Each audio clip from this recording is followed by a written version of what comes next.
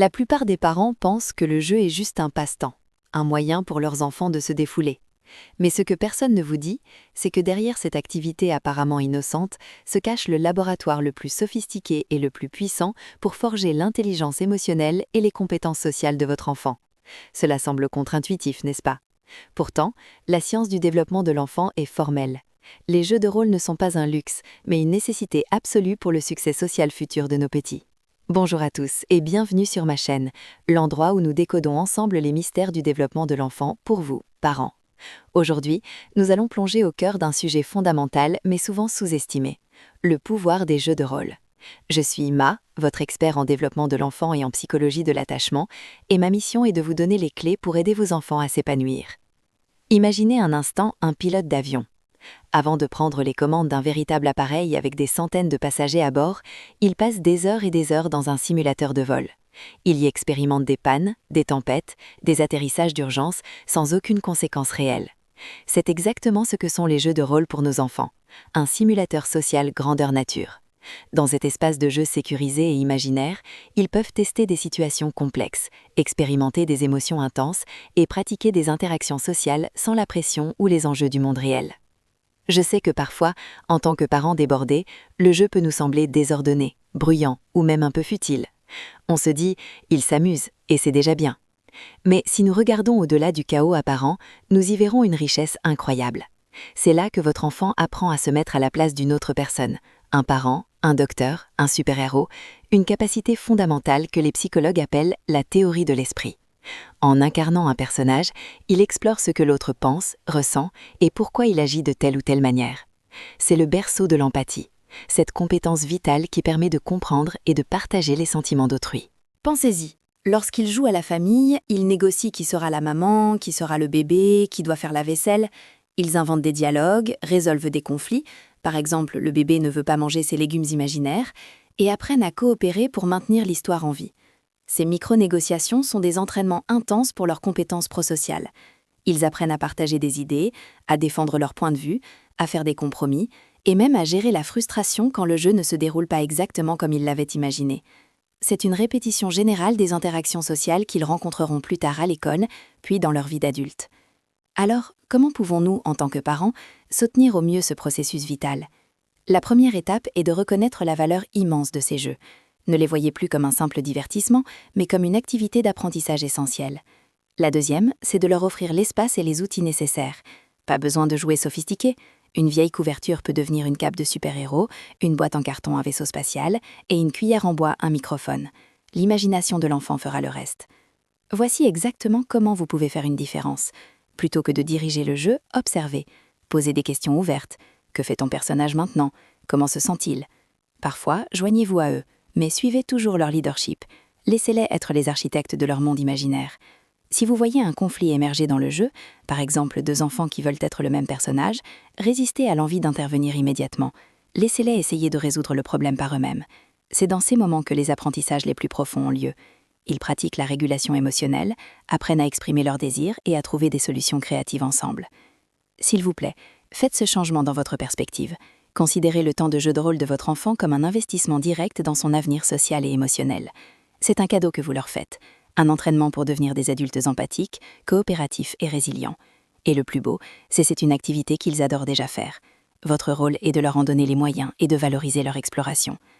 Mais il y a encore d'autres leviers puissants que vous pouvez activer pour amplifier ces bienfaits et véritablement sculpter leurs futures compétences sociales. Le premier de ces leviers est crucial pour élargir le répertoire social de votre enfant. Imaginez une salle de sport où chaque machine développe un groupe musculaire différent. Si l'on s'entraîne toujours sur la même machine, on développe une force très spécifique, par exemple la force physique. Mais on manque de polyvalence, d'agilité, d'endurance pour d'autres défis. De la même manière, encouragez activement votre enfant à explorer une multitude de personnages et de scénarios. S'il est constamment le super-héros invaincu, suggérez-lui avec douceur d'être le méchant qui apprend une leçon, le docteur qui soigne, le client qui exprime un besoin, un enseignant ou même un animal. Chaque rôle offre une nouvelle perspective sur les émotions, les motivations, les relations de pouvoir et les interactions sociales. Cela enrichit considérablement leur boîte à outils comportementale, les préparant à naviguer dans la complexité des relations humaines avec plus de souplesse et de compréhension.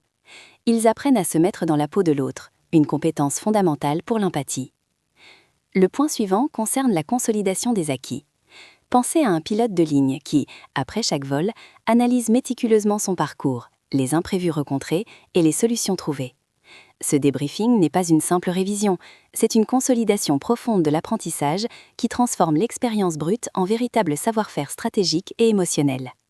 Après une session de jeu de rôle particulièrement riche ou complexe, prenez quelques instants pour discuter avec votre enfant de ce qui s'est passé. Des questions simples et ouvertes comme « Comment s'est senti ton personnage quand l'autre a fait ça ? Pourquoi ton personnage a-t-il pris cette décision ? Ou « Qu'est-ce qui t'a le plus plu ou déplu dans ton rôle aujourd'hui ?» peuvent ouvrir des portes inestimables.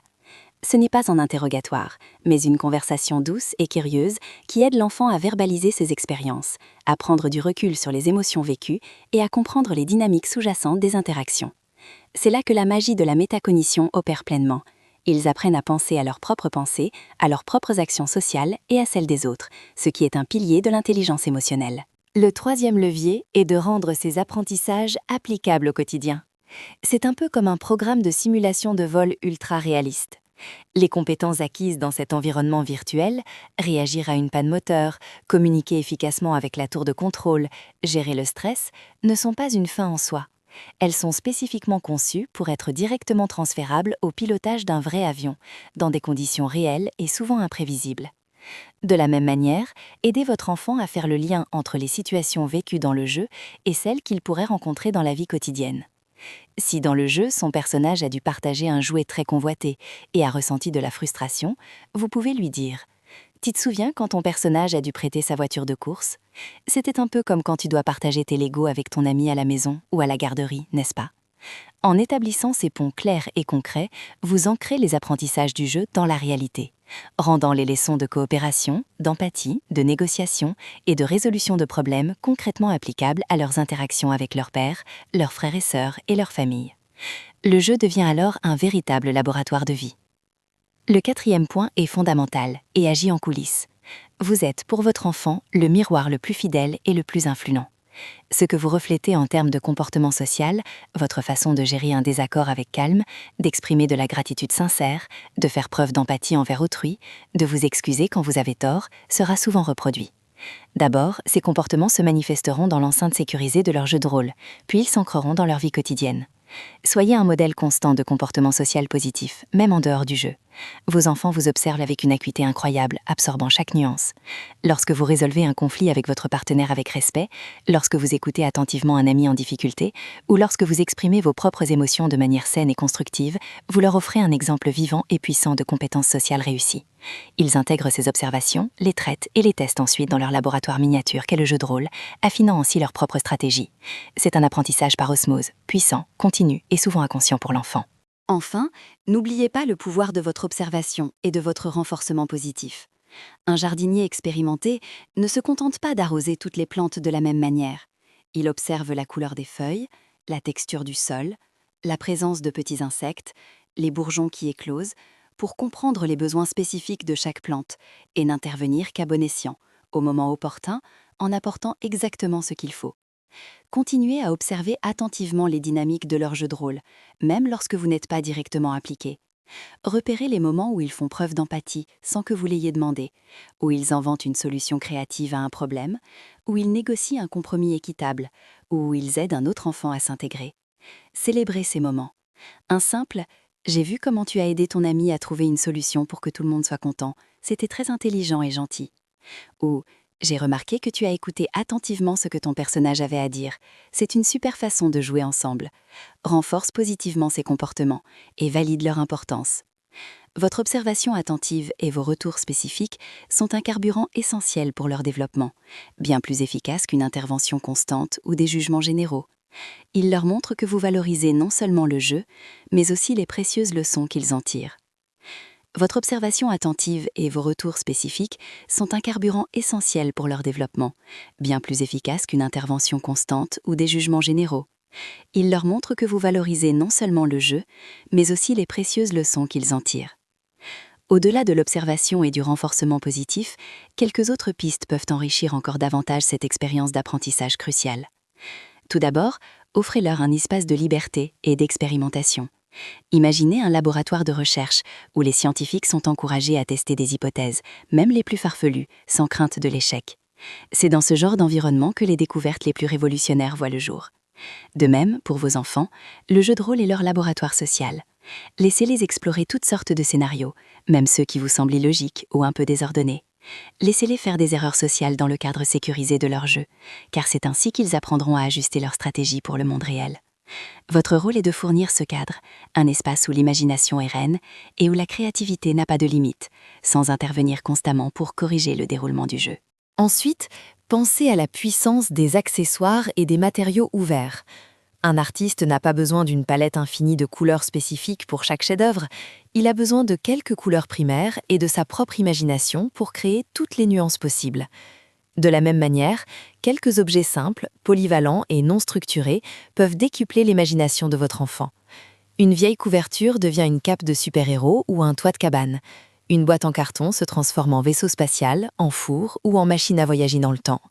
Des foulards peuvent être des rivières, des bandages ou des rubans magiques. Ne vous sentez pas obligé d'acheter des jouets sophistiqués et très spécifiques. Mettez à leur disposition des matériaux bruts, des vêtements usagés, des ustensiles de cuisine sans danger, des blocs de construction, et regardez leur créativité s'envoler. Ces objets neutres sont de véritables tremplins pour l'imagination, leur permettant de créer leur propre monde et d'incarner les rôles qu'ils désirent, plutôt que d'être limités par la fonction prédéfinie d'un jouet. Le troisième point concerne votre participation.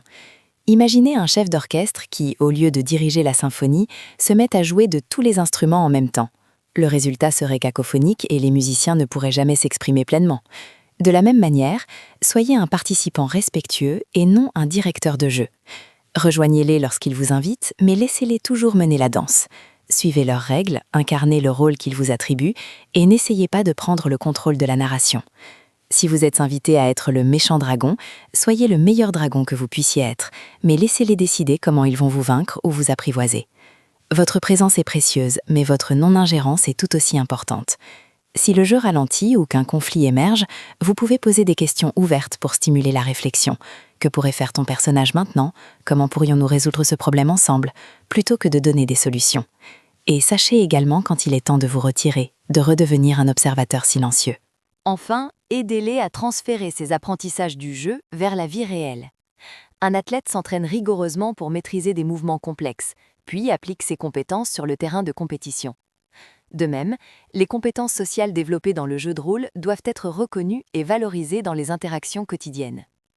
Après une session de jeu où ils ont brillamment négocié un partage de jouets, vous pourriez leur dire « Tu sais, la façon dont tu as écouté ce que ton ami voulait et trouvé une idée pour que vous soyez tous les deux contents, c'est exactement ce qu'on fait quand on partage les tâches à la maison ou qu'on trouve un compromis. » En reliant explicitement les leçons du jeu aux situations concrètes, vous renforcez la valeur de ces compétences et leur montrez comment les appliquer dans leur vie de tous les jours.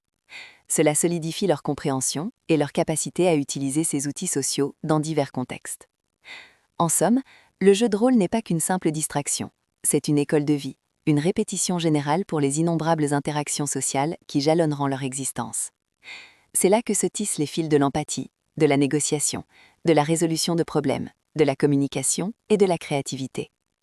En leur offrant l'espace, les outils, le modèle et le soutien dont ils ont besoin, vous ne faites pas que les laisser jouer, vous les équipez de compétences inestimables qui les accompagneront bien au-delà de l'enfance. Vous leur donnez les clés pour naviguer avec succès dans le complexe labyrinthe des relations humaines, pour devenir des individus confiants, empathiques et résilients. Alors, la prochaine fois que vous les verrez plonger dans leurs mondes imaginaires, rappelez-vous que vous assistez à bien plus qu'un simple jeu. Vous êtes les témoins privilégiés de l'éclosion de leurs compétences sociales, de leur intelligence émotionnelle et de leur capacité à construire un monde meilleur, un scénario à la fois. Célébrez ces moments, encouragez-les et laissez-les jouer. Nous espérons que cette exploration des bienfaits du jeu de rôle vous aura éclairé et inspiré. N'hésitez pas à partager vos propres expériences et observations dans les commentaires ci-dessous. Nous adorons vous lire.